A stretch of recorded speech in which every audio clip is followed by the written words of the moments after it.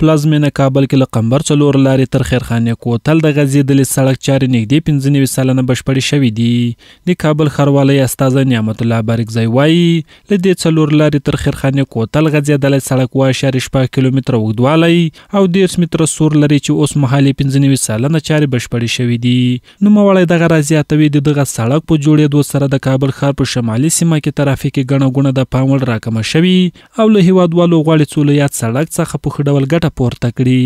این سړک شمال غرب کابل یکی از سړک‌های مهم و اساسی است که الحمدلله کارش تقریبا تکمیل هست و به زودی افتتاح خواهد شد. این سړک 7.6 کیلومتر طول داره، 30 متر عرضش هست و مشخصا ناحیه 7 را با ناحیه 5 وصل میکنه و یک مؤثریت بزرگ در قسمت بیروباری که در ساحات سرای شمالی است میتونه که این سړک نقش خود را بازی بکنه.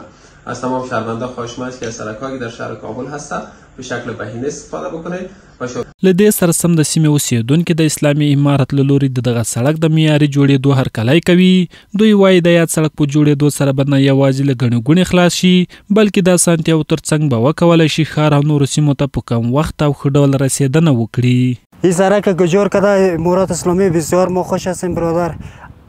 چندین سړک دیگر هم آباد کنه، سکولات کاری شوه، آرامش در این وطن ما خیلی خوش هستیم.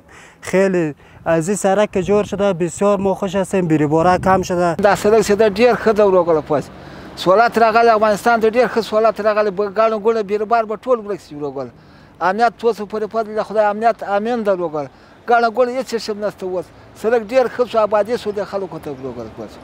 د یادونې وړ ده چې پر دغه سړک 450 میلیونه افغانۍ لګښت راغلی چې د کابل ښاروالۍ له بودیجې ورکړل شوي دي.